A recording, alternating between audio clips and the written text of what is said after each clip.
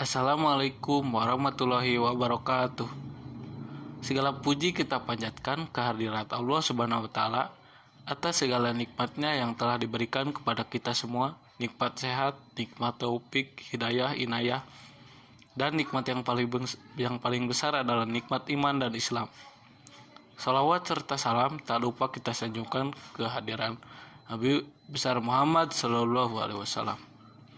Bapak-bapak, ibu-ibu, dan teman-teman sekalian, sekarang ini kita berada di zaman kebebasan, yaitu zaman di mana nilai-nilai keagamaan yang kita anut sudah tidak lagi menjadi bingkai kita dalam berperilaku. Pergaulan bebas merupakan sesuatu yang marak terjadi saat ini.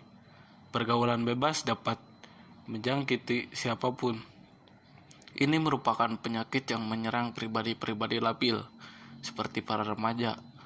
Mereka mencoba apapun tanpa memedulikan batasan yang ditetapkan oleh agama, lingkungan sosial, dan hukum.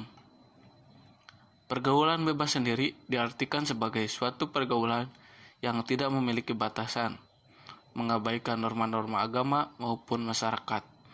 Karena itu, pergaulan bebas cenderung mengarah pada hal-hal yang negatif, seperti seks bebas, pemakaian narkoba, dan lain-lain. Remaja-remaja kita yang merupakan generasi penerus bangsa telah dibutakan dengan budaya-budaya barat yang bebas. Mereka bergaul tanpa adanya batasan, tidak lagi mengenal mana yang benar dan mana yang salah. Oleh karena itu, banyak sekali remaja-remaja yang berseragam yang sudah kehilangan kehormatannya. Hal ini dikarenakan kurangnya ilmu agama yang diajarkan oleh di lingkungan keluarga, sekolah, maupun masyarakat. Lemahnya iman dan kurangnya pemahaman agama yang kuat bagi remaja juga dapat menjadi salah satu penyebab terjadinya pergaulan bebas. Sesungguhnya Islam telah mengatur etika pergaulan bagi remaja. Perilaku tersebut merupakan batasan-batasan yang dilandasi nilai-nilai agama. Oleh karena itu, sudah seharusnya para remaja memperhatikan dan melaksanakan etika pergaulan dalam pandangan Islam untuk mencegah terjadinya sesuatu yang dilarang Allah Subhanahu wa taala. Perilaku yang menjadi batasan dalam pergaulan adalah: yang pertama, menutup aurat. Islam telah mewajibkan laki-laki dan perempuan untuk menutup aurat demi menjaga kebersihan diri dan kehormatan diri. Aurat merupakan anggota tubuh yang harus ditutupi dan tidak boleh diperlihatkan kepada orang yang bukan mahramnya. Di samping menutup aurat, pakaian yang dikenakan juga tidak boleh ketat, sehingga memperhatikan lekuk anggota tubuh, dan juga tidak boleh tipis atau transparan. Yang kedua ada menjauhi perbuatan zina. Pergaulan antara laki-laki dengan perempuan diperbolehkan selama masih ada batas dan tidak membuka peluang terjadinya perbuatan dosa. Islam adalah agama yang menjaga kesucian. Pergaulan di dalam Islam adalah pergaulan yang dilandasi oleh nilai-nilai kesucian. Dalam pergaulan dengan lawan jenis harus dijaga jarak, sehingga tidak ada kesempatan terjadinya kejahatan seksual yang dapat merugikan diri pelaku, keluarga, dan masyarakat sekitar. Allah Subhanahu wa taala berfirman dalam Quran surat Al-Isra ayat 32 yang artinya, dan janganlah kamu mendekati zina, sesungguhnya zina itu adalah suatu perbuatan yang keji dan suatu jalan yang buruk.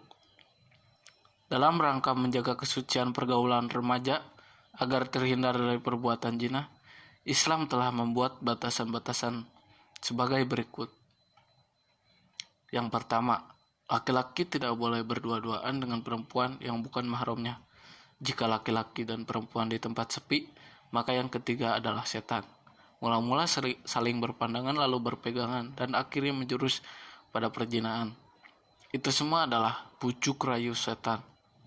Yang kedua adalah laki-laki dan perempuan yang bukan muhrim tidak boleh bersentuhan secara fisik. Saling bersentuhan yang dilarang dalam Islam adalah sentuhan yang disengaja dan disertai nafsu birahi. Tetapi bersentuhan yang tidak disengaja tanpa disertai nafsu birahi tidaklah dilarang. Allah Subhanahu wa taala memerintahkan kaum laki-laki dan perempuan untuk menahan pandangan sebagaimana firman Allah dalam Quran surat An-Nur ayat 30 sampai 31 yang artinya, katakanlah kepada orang laki-laki yang beriman, hendaklah mereka menahan pandangannya dan memelihara kemaluannya. Yang demikian itu adalah lebih suci bagi mereka. Sesungguhnya Allah Maha mengetahui apa yang mereka perbuat. Katakanlah kepada perempuan yang beriman, hendaklah mereka menahan pandangannya. Ayat di atas mengisyaratkan bahwa Allah memerintahkan agar laki-laki dan perempuan menjaga pandangannya. Hakikat perintah ini mengandung hukum wajib. Lalu Allah menjelaskan bahwa yang demikian itu lebih suci dan lebih bersih bagi kehidupan mereka. Allah memerintahkan untuk menahan pandangannya. Pandangan karena memandang kepada orang yang diharamkan termasuk bagian dari zina.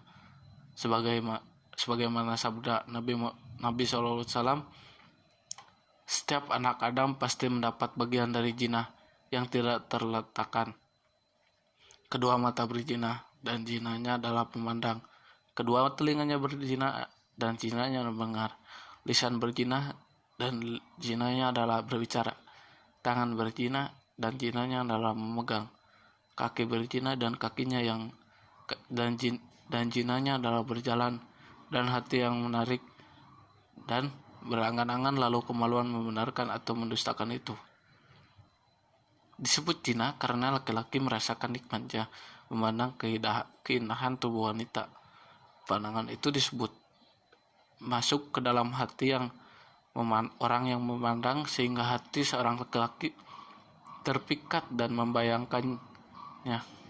Maka timbul keinginan dan berusaha untuk melampiaskan keinginan syahwat kepadanya. Oleh karena itu, Allah melarang seorang laki-laki memandang wanita karena hal tersebut. Menimbulkan bahaya dan kerusakan sebagai dampak pergaulan bebas. Dan pergaulan bebas dilarang karena menyebabkan terjadinya perbuatan yang tidak terpuji, bahkan akan berakhir dengan sesuatu yang lebih buruk. Oleh karena itu, sebagai orang beragama, kita harus menjauhi perbuatan zina dan membatasi pergaulan terhadap orang yang bukan mahramnya. Demikian saya akhiri, kurang lebihnya mohon maaf. Wabillahi taufiq wal hidayah. Wassalamualaikum warahmatullahi wabarakatuh.